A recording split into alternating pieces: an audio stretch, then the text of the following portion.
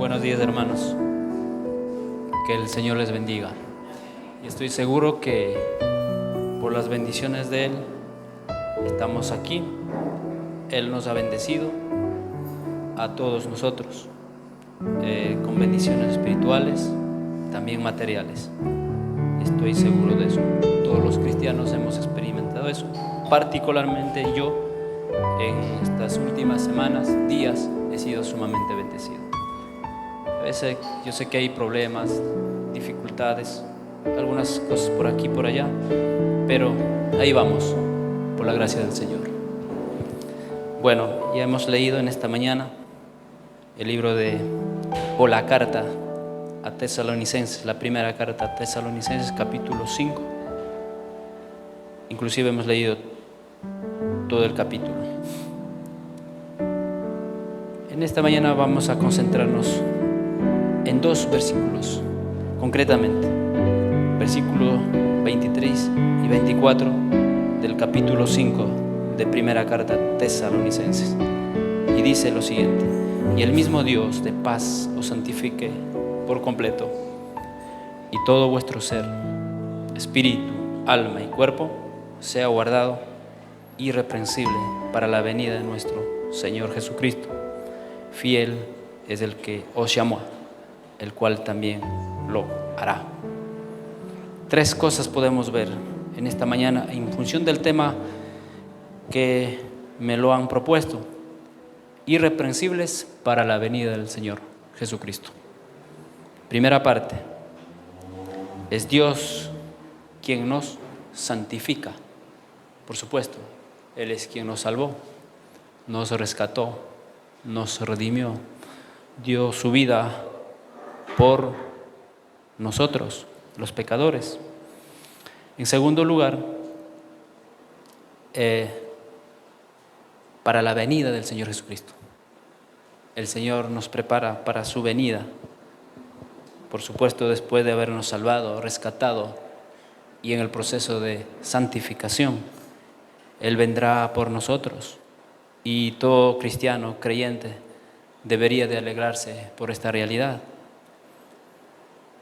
Hace 14 años, un poquito más, un poquito menos, es la última vez que prediqué acerca de este asunto, de la venida del Señor Jesucristo.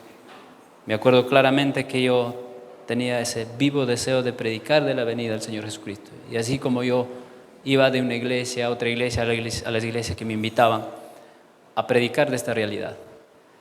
Pero en estos últimos años no he escuchado casi de nadie predicar acerca de este asunto. Yo al menos no he escuchado. Yo mismo no lo he hecho. Y cuando Mario me propuso que hablemos de este tema, yo me puse a pensar seriamente y dije: no creo que estoy preparándome adecuadamente para la venida de mi Señor. A veces sí, uno ha pecado, a veces vilmente ante el Señor. Y viendo esa realidad, uno dice: pues, ¿qué tipo de vida estoy llevando?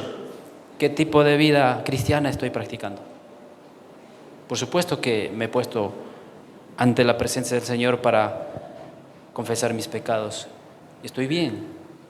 Sin embargo, me hizo pensar acerca de este caso muy particular de la venida del Señor Jesucristo. Muchos de nosotros no estamos pensando en esta realidad. Aunque la Biblia dice: aquella persona o creyente que piensa o medita en su regreso se santifica a sí mismo. Estoy seguro que muchos de nosotros no estamos pensando en su venida, más estamos pensando en nuestro futuro, en nuestras proyecciones de vida, metas, objetivos que tenemos, que son razonablemente justas, pero nuestra vida cristiana no se radica en esas cosas temporales que tarde o temprano se nos irá. Hace un par de semanas atrás, tristemente, un pastor joven tuvo que irse de este mundo. Y en ese momento también nos pusimos a pensar con un par de pastores que también son jóvenes. Nuestra vida en realidad no es para nada comprada. Se nos puede sorprender la muerte tarde o temprano. Y sabiendo esta realidad, esta triste realidad de todo ser mortal, deberíamos, empezando desde mi persona, estar pensando en la venida de nuestro Señor Jesucristo. Entonces, estos versículos se centran en tres cosas. Algunos teólogos dicen que el deseo de Pablo en realidad es una oración, cuando dice: el Dios de paz os santifique por completo. Y en segundo lugar habíamos dicho que este deseo, esta oración, es para la venida del Señor Jesucristo. Y el tercer punto será que es el mismo Señor Jesucristo, el Dios que nos llamó, es Él quien va a hacer este proceso. Por lo tanto, hablando de este caso, el libro de Filipenses dice en el primer capítulo 1, versículo 5 y 6, de la siguiente manera: por vuestra comunión en el Evangelio, desde el primer día hasta ahora, que comenzó en vosotros la buena obra, la perfeccionará hasta el día de Jesucristo. ¿Quién es el que hace este proceso? La santificación. El Señor Jesucristo, Dios Todopoderoso. Pues tenemos que también ver cómo es que llega a este asunto, al último, al capítulo 5 del apóstol Pablo. Bueno, él, después de enviar una breve salutación, habla del ejemplo de este pueblo de Tesalónica, cómo es que ellos recibieron la palabra del Señor. Y aún más dice que por su ejemplo, por el ejemplo de estos creyentes, los pueblos vecinos como Acaya y también Macedonia llegaron a creer en el Evangelio. Y Pablo dice que ellos, habiendo sido idólatras, ahora se han vuelto al Dios vivo y verdadero, tal cual como dice en el primer capítulo, versículo 9, porque ellos mismos cuentan de nosotros la manera en que nos recibisteis y cómo os convertisteis de los ídolos a Dios para servir al Dios vivo y verdadero. Y esperar de los cielos, aquí empieza también ya a hablar de la venida del Señor Jesucristo. Y esperar de los cielos a su Hijo, al cual resucitó de los muertos, a Jesús, quien nos libra de la ira venidera. Y en el segundo capítulo habla de su ministerio, cómo es que él, en medio de tremendo sufrimiento, en la oposición muy terrible, pues vinieron y predicaron en Tesalónica, y los mismos judíos que habían hecho estorbo en Jerusalén, tipos así, también estaban en Tesalónica, también haciendo todo tipo de oposición. Es a ellos cuando él se refiere diciendo en el capítulo 2, versículo 15, los cuales mataron al Señor Jesús y a sus propios profetas, y a nosotros nos expulsaron, y no agradan a Dios y se oponen a todos los hombres, impidiéndolos hablar a los gentiles para que éstos se salven. Así colman ellos siempre la medida de sus pecados, pues vino sobre ellos la ira hasta el extremo.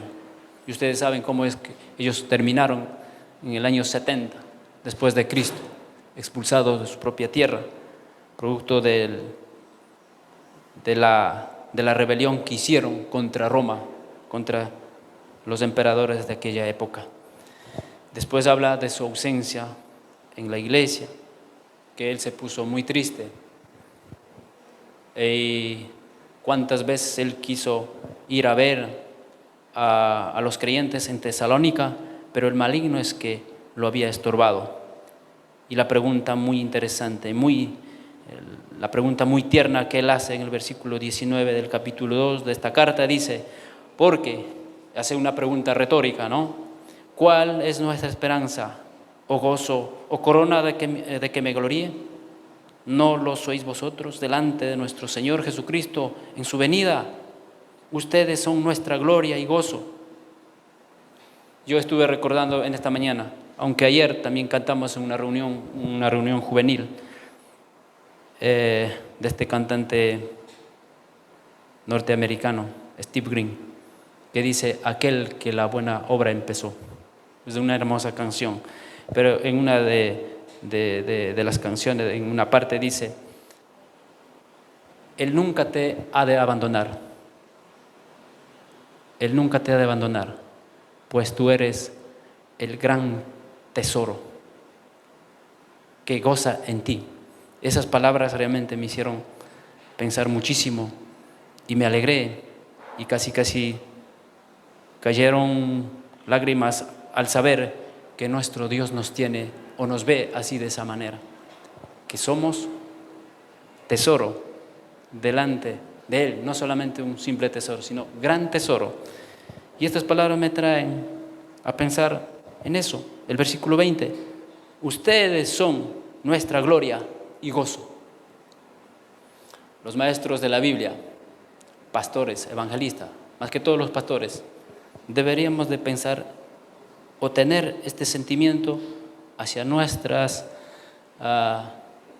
asambleas, hermanos, personas a quienes estamos dirigiendo. El amor tan profundo, gozo profundo que el apóstol Pablo llegó a tener. Por estas cosas es que él va a exhortar, a animar, ¿no?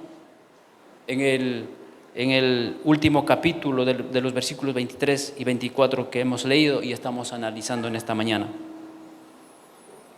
Y sigue diciendo de todo lo que él ha hecho, o Dios ha hecho a través de Pablo en Tesalónica. Y así llegamos al capítulo 4, cuando habla de la vida que agrada al Señor, la preparación, el proceso que debe tener una persona, un creyente en el Señor. Versículo 2 del capítulo 4 dice: porque ya saben ustedes qué instrucciones os dimos por el Señor Jesús, pues la voluntad de Dios. Mucha gente en este tiempo, creyentes quiero decir, nos ha preguntado, o a veces yo mismo solía hacer este tipo de preguntas: ¿cuál es la voluntad de Dios para mi vida? Pues una de las voluntades está aquí. ¿Qué dice la Biblia? Pues la voluntad de Dios es vuestra santificación. Es la voluntad de Dios. ¿Sabían ustedes que la voluntad de Dios también es que nosotros suframos por Él? Pero casi nadie queremos sufrir. Si alguien pregunta a alguien de ustedes diciéndole: ¿cuál cree usted que es la voluntad de Dios? Deberían de decirle: la voluntad de Dios, una de las voluntades es que usted sufra por Él. Quizá no le va a gustar. Pero aquí estamos viendo que dice la palabra que la voluntad del Señor es vuestra santificación, que os apartáis de fornicación. Entonces, pues tenemos que ver cómo es que nuestro Dios, el Dios de paz, nos santifica. Nos lleva por el proceso de santificación. Aquel que la buena obra empezó, ¿no?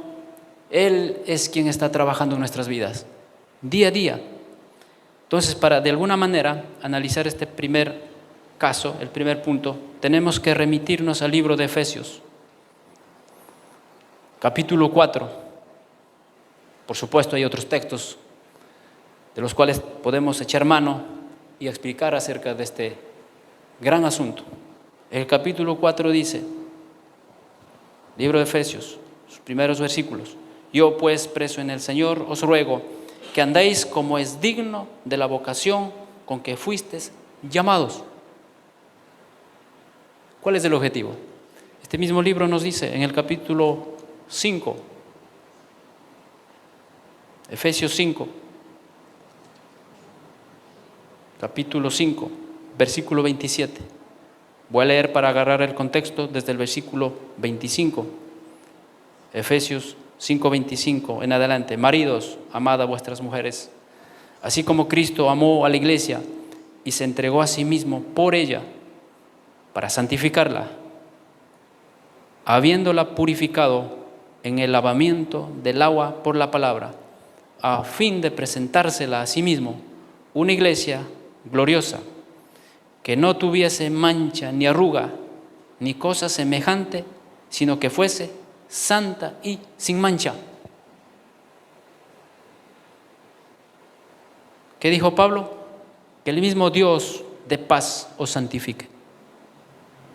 por completo, todo vuestro ser, espíritu, alma y cuerpo.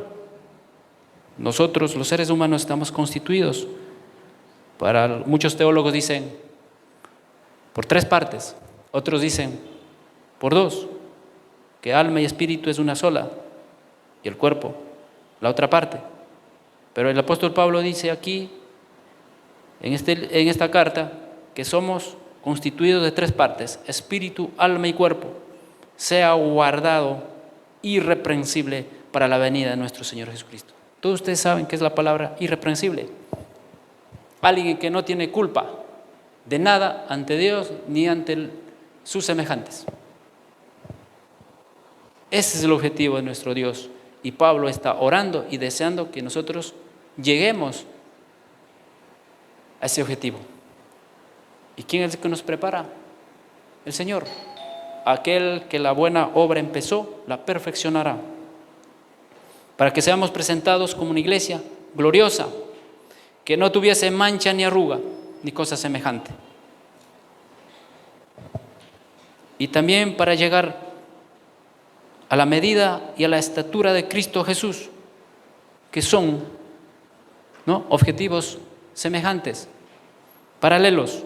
Efesios 4, versículo 11 y 12 dice: y él mismo constituyó a unos apóstoles, a otros profetas, a otros evangelistas, a otros pastores y maestros, a fin de perfeccionar a los santos para la obra del ministerio, para la edificación del cuerpo de Cristo, hasta que todos lleguemos a la unidad de la fe y del conocimiento del Hijo de Dios, a un varón perfecto, a la medida de la estatura de la plenitud de Cristo. Cristo Jesús dijo una vez, en medio de sus predicaciones, cuando específicamente estaba predicando en una montaña, el sermón de la montaña se dice: sed perfectos, como vuestro Padre que está en los cielos es perfecto. Muchos de nosotros hemos tenido dolor de cabeza, cómo es que Cristo pudo decir que seamos perfectos, porque no podemos llegar a ese estado. Hermanos, la explicación está en los versículos anteriores. ¿Qué dice él? ¿O qué dijo él? Es nuestro Dios quien da su sol a los buenos y a los malos. Es nuestro Dios quien da su lluvia a los buenos y a los malos. ¿Y cuál es el mandamiento del Señor? Hagan ustedes también así con sus enemigos. Y si ustedes hacen eso, y si yo hago eso, ¿en qué me convierto? ¿En un hombre o una mujer? Perfecto. Ya está.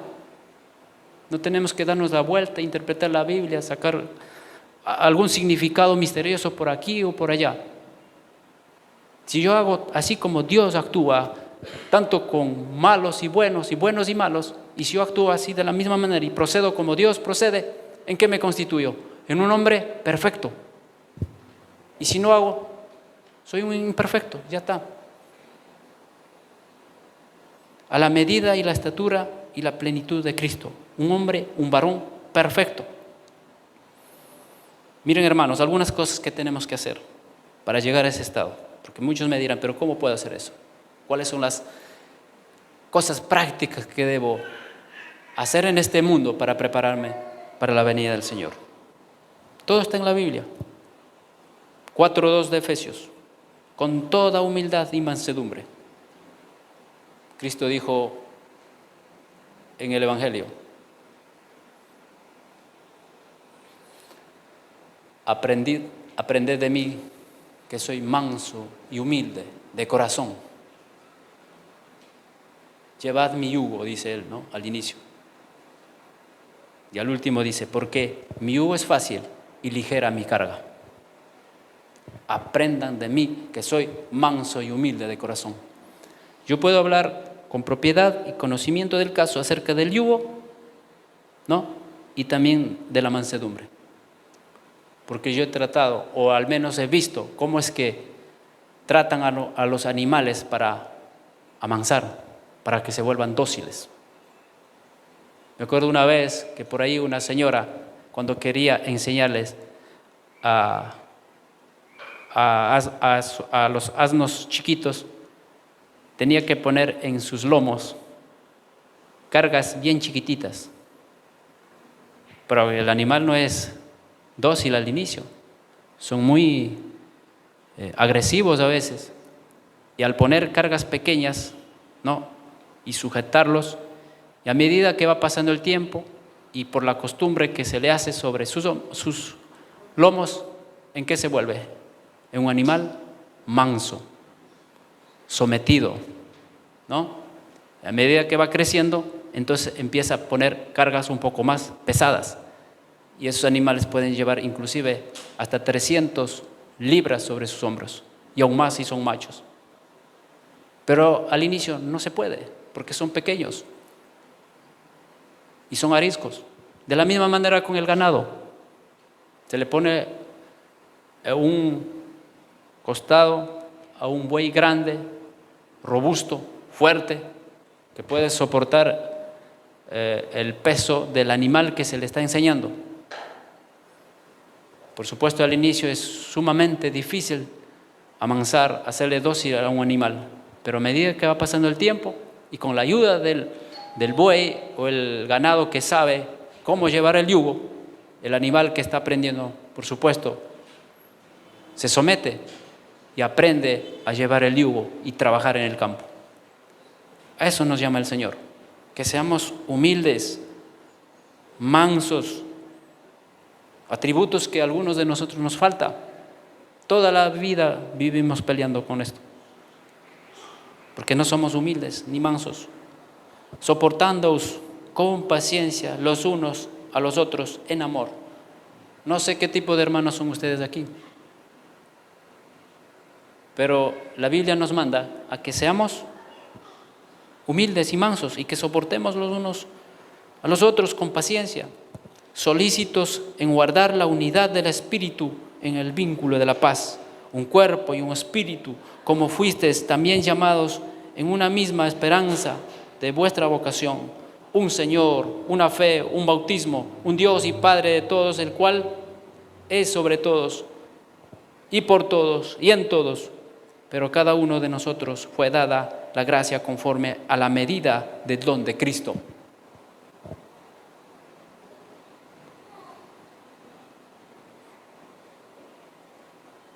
Y llega hasta el versículo que ya habíamos leído, para llegar a ser un varón perfecto a la medida de Cristo, a la estatura de la perfección de Cristo Jesús. Para que ya no seamos niños fluctuantes, llevados por doquiera de todo viento de doctrina, por estratagema de hombres que para engañar emplean con astucia las artimañas del engaño. Hay mucho engaño en nuestro mundo. Es fácil de engañar y también ser engañado.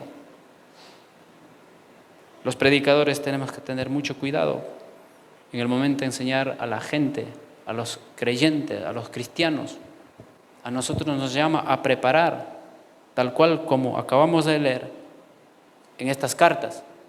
Nosotros, como por la gracia del Señor, que estamos al frente para liderar, para servir al pueblo, pues tenemos que ser sabios, tenemos que ser consecuentes, coherentes con la palabra. Una vez alguien me enseñó algo interesante, o me explicó de lo que la Biblia dice. En una parte de la Biblia dice que la persona que predique que tiene que ser apto para enseñar, ¿no? Alguien que sepa enseñar. Hizo una analogía con un médico que hace la cirugía a corazón abierto. Una persona que sabe cómo hacer la cirugía en el corazón, ¿qué creen ustedes que va a hacer? Va a dar vida. Pero si una persona no sabe cómo hacer la cirugía, ¿qué creen ustedes que va a hacer? Va a matar a esa persona. De la misma manera, si una persona está con el Espíritu de Dios y sabe enseñar, sabe explicar, ¿qué le va a dar al pueblo de Dios? Vida. Va a proveer vida que proviene de Dios. Pero si no sabe, lo único que sabe es desvariar, aunque se oiga algo bonito ante la audiencia. ¿Qué va a provocar? Muerte. Por eso es muy importante analizar acerca de este caso. Enhorabuena que el pastor Mario haya propuesto este tema. Me supongo que él ya viene explicando los capítulos anteriores de este libro, porque al último va a decir el apóstol Pablo que se lea esta carta delante de todos los hermanos. Os conjuro por el Señor. En otras traducciones dice, yo les ruego solemnemente, hermano, yo les ruego solemnemente, hermanos, que esta carta sea leída a todos los santos en todas las iglesias. Todo el consejo de Dios tiene que ser expuesto ante el pueblo de Dios, para que todos estemos enteramente y completamente preparados para la venida del Señor Jesucristo. ¿Y qué más tenemos que hacer? Este mismo libro, el libro de Efesios, nos sigue hablando de la siguiente manera. Versículo 24 del capítulo 4 dice, y vestidos del nuevo hombre, creado según Dios, en la justicia y santidad de la verdad. Por lo cual, desechando la mentira. En estos días hemos estado con un pastor estudiando el libro de Samuel, primer libro de Samuel. Y él habla también de unas cuantas mentiras que se hizo en medio de la vida de Saúl. Y el pastor nos decía, yo también estoy de acuerdo con lo que él dijo, habemos muchas personas en las iglesias que solemos mentir. Y a veces le adornamos con mentiras piadosas. La mentira es mentira, hermanos. Y aquí Pablo lo recalca y nos dice directamente que no andemos en mentiras. Por favor, desechando la mentira, hablad verdad cada uno con su prójimo, porque somos miembros los unos de los otros. Porque a veces no sabemos ni qué es eso de ser miembros los unos de los otros. ¿Por qué? Porque no hemos entendido, producto de nuestra ignorancia, por nuestro quemimportismo, o a veces tristemente nuestros líderes no nos han explicado, no nos han hecho entender. Enójense, pero no pequen. No se ponga el sol sobre vuestro enojo, ni den lugar al maligno.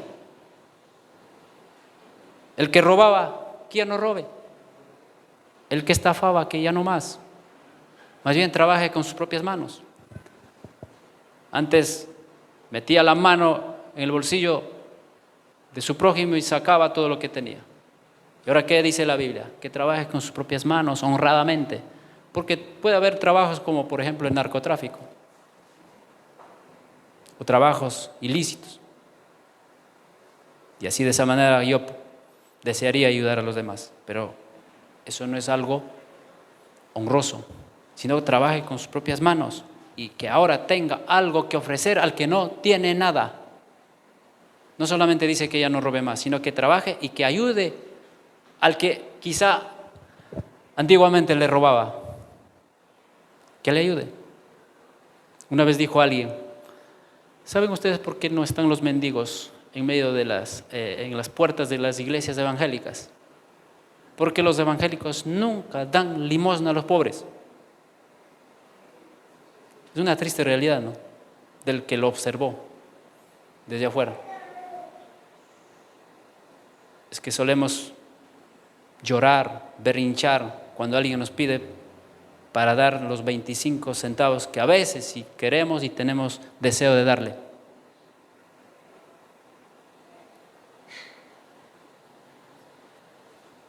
Quítense de ustedes toda amargura, enojo, ira, gritería, maledicencia, toda malicia. Hermanos, si estamos en este tipo de vida, en realidad estamos esperando al Señor. Yo también me hago la mera culpa. Yo he pecado con mis ojos, con mis oídos, con mis manos. ¿Qué debo hacer? ¿Qué tengo que hacer? Tal cual como dice el libro, la carta de Juan capítulo 1 versículo 9. La condición es, si confesamos nuestros pecados, Él es fiel y justo para perdonar nuestros pecados y limpiarnos de toda maldad. Es lo que tenemos que hacer, si acaso hemos pecado. Ojalá no pecáramos, pero a veces pasa tristemente eso. Abogado tenemos para con el Padre, a Jesucristo, el justo. Bendito sea su nombre, porque si no fuera así, con el primer pecado estaríamos otra vez condenados.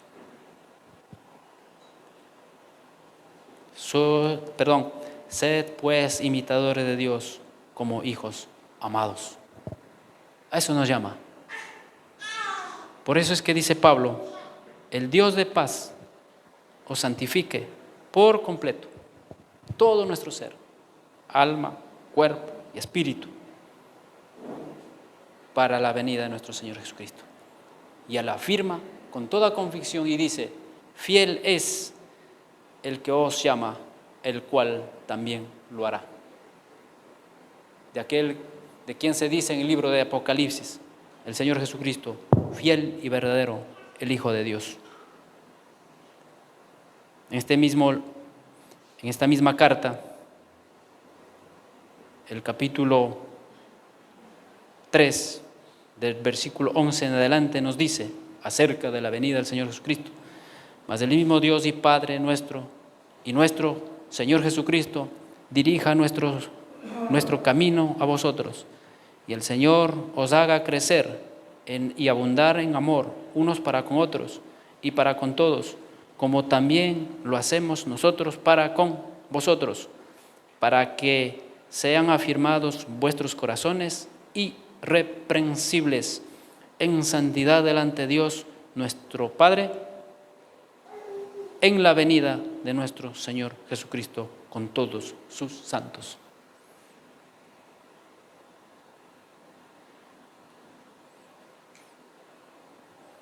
Y habla en el versículo 13 en adelante de esta carta del capítulo 4 acerca precisamente de la venida del Señor Jesucristo. Y ustedes como cristianos ya han leído, y algunos de ustedes saben todo de memoria. 1 Tesalonicenses 4, de 13 hasta el versículo 18. Porque el Señor mismo, con voz de mando, con voz de arcángel y con trompeta de Dios, descenderá del cielo, y los muertos en Cristo resucitarán primero. Luego nosotros, los que vivimos, los que hayamos quedado, seremos arrebatados juntamente con ellos en las nubes para recibir al Señor en el aire, y así estaremos siempre con el Señor. Y cita el último versículo, cosa que no lo estamos haciendo. Por tanto, alentaos los unos a los otros con estas palabras. Pregúntense o preguntémonos, hermanos, ¿cuándo le hemos alentado con estas palabras a nuestros hermanos?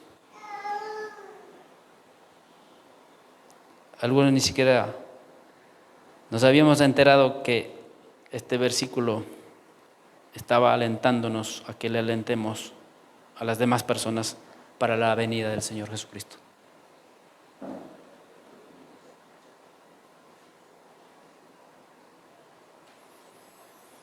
Hermanos, que nuestro Dios nos ayude, porque es tanta la maldad en este mundo, tantas las seducciones de este mundo, ¿no? Esta era tecnológica. A veces hasta uno mismo en un momento determinado ha sido atrapado para olvidarse de esta gloriosa promesa del Señor Jesucristo, que vendrá por su iglesia, por su novia, a llevarla para que esté con Él por toda la eternidad. Tenemos que purificarnos, acercarnos al Señor, desnudar nuestro corazón, confesar nuestros pecados y decirle al Señor que no lo hemos estado esperando. Y procurar a que el Señor actúe en nuestras vidas que nos haga el proceso de santificación y que nos guarde en completa santidad, irreprensibles, todo nuestro ser. Así como el apóstol Pablo dice en su carta, espíritu, alma y cuerpo. Es Él quien nos santifica, es Él quien nos cuida. Y todo evangélico sabe del libro de Mateo capítulo 28, los últimos versículos 19 y 20, cuando dice el Señor Jesucristo, toda potestad me es dada en los cielos y en la tierra. Él dice, por tanto, id y haced discípulos a todas las naciones, bautizándonos en el nombre del Padre, del Hijo y del Espíritu Santo. Y yo de mi parte, este es el punto, ¿no? Yo de mi parte estaré con ustedes aún hasta el fin del mundo. Él va a estar con nosotros. Él, el Señor Jesucristo, nuestro Señor, el manso y humilde de corazón, el que nos transforma, el que nos limpia con su sangre. El libro de Apocalipsis dice, y estos han vencido con la sangre del Cordero. Es su sangre que nos limpia de todo pecado y toda maldad. Es Él quien nos transforma, porque es fiel el que nos ha llamado, el cual también lo hará. Que nuestra confianza esté en Él entonces, y que dejemos toda vanidad, toda maldad, toda hipocresía. Hay mucha hipocresía también en las iglesias, por supuesto. Envidia. También hemos estado estudiando en estos días en algunos grupos y también con un pastor con quien yo me pongo cada martes y me siento ahí a estudiar por más de 3 horas, todos los martes, gracias al Señor, la Biblia. Y también por la gracia del Señor estamos enseñando en algunos grupos la palabra del Señor. Y hemos tocado este punto, o nos ha tocado tocar este punto justamente de la envidia. Hubo envidia, por ejemplo, en la vida de los hermanos de José. Por envidia lo vendieron, ¿no? Hubo envidia entre las hermanas o mujeres de Jacob, que una sí tenía hijos y otra no. Y se pusieron a pelear, aunque no fue a mayores, pero ahí estaba. ¿Sabían ustedes, hermanos, que al Señor Jesucristo le mataron por envidia? Capítulo 27 de Mateo. Si esto pasaba en la antigüedad, ¿qué podemos pensar nosotros? Por eso, ¿no? La exhortación, que dejemos fuera toda maldad que esté en nuestros corazones o en medio de la iglesia. Y quiero concluir con el libro de Gálatas, que también todo evangélico sabe cuáles son los frutos de la carne, frutos del Espíritu. Porque el deseo de Pablo y la oración de Pablo es que el Señor guarde a su iglesia de todas estas impurezas y que Él mismo santifique. Y Él dice al último, y tiene confianza de que Él lo hará. Gálatas 5.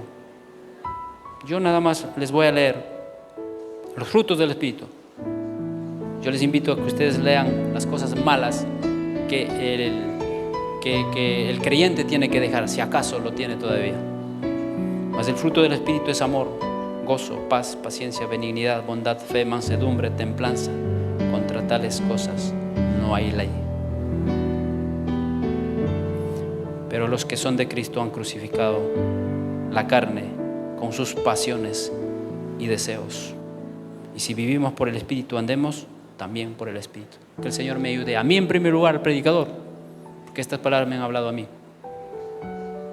y luego a ustedes en esta mañana. Muchísimas gracias y que el Señor les bendiga, pero vamos a concluir con una oración. Señor, en esta mañana tu palabra nos ha hablado. Todo es por ti. El deseo de Pablo y la oración de Pablo por el pueblo de Tesalónica era que tú, Señor, que eres Dios de paz, que guardes el cuerpo, el alma y también el espíritu para el regreso y la venida de tu amado Hijo Jesucristo. Y Él está convencido de que todo esto sucederá porque tú eres fiel y verdadero y que has empezado a hacer ese trabajo en nuestros corazones, en nuestras vidas. Y nosotros también queremos tener esa convicción y rogarte que nos guardes ahora, nosotros que vivimos este tiempo en un mundo de engaño, de maldad, la proliferación de la maldad que surge día a día en todo lugar, en todas partes, y que nos tienta y que nos quiere seducir y que nos quiere hacernos caer. Que nos guarde, Señor, nuestra mente, nuestro corazón, nuestro ser, nuestro espíritu, nuestro cuerpo, de cualquier maldad, cualquier tipo de maldad que se nos quiera asediar, que nos quiera seducir y hacernos caer. También oro por la iglesia de Antioquía, por su pastor, Pastor Mario. Tu bendición esté en él y en su vida. Y que aquí la iglesia también esté cuidada, esperando tu venida.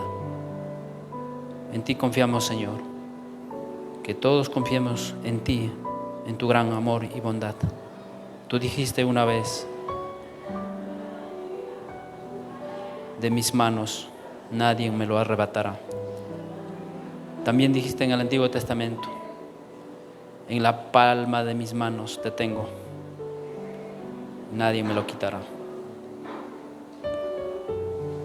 Que también es el destino de tu pueblo, de la iglesia de este tiempo, particularmente de la iglesia de Antioquía. Que estemos en tus manos, que nos perfecciones, que nos santifiques y que estemos preparados para tu regreso, Señor Jesucristo. Ven por nosotros y ayúdanos, porque tu pueblo sufre, asediado de todo tipo de pecado, de maldad en este mundo. Solamente por ti, por tu Espíritu, estamos parados y seguimos adelante. Y te agradecemos por todo lo que haces en nuestras vidas, y tu nombre sea alabado y glorificado, también proclamado, para que muchos te crean, Señor Jesús, y se salven y glorifiquen al Padre. En tus manos nos encomendamos, en el nombre de Jesús, Padre eterno. Amén.